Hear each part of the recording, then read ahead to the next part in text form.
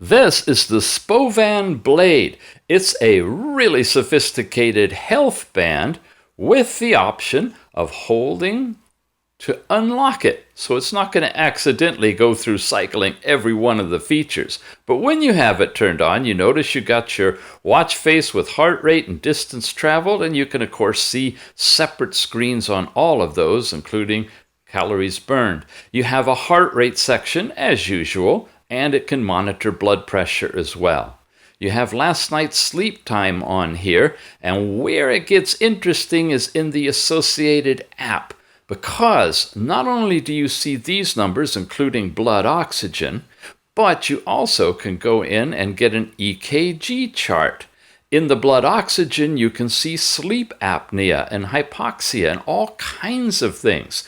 You can install separately from the app a countdown timer or a stopwatch, and this is unique. This allows you to turn this device into a chest strap and get a live continuous ECG reading that you can record on the app. Never been anything like it. This is the fitness section. It's really light. It's a one activity. Press will start timing your step count. And then you can turn power off. All in all, it's a health band with a little bit of fitness and some amazing capabilities. It's the Spovan Blade. Check it out.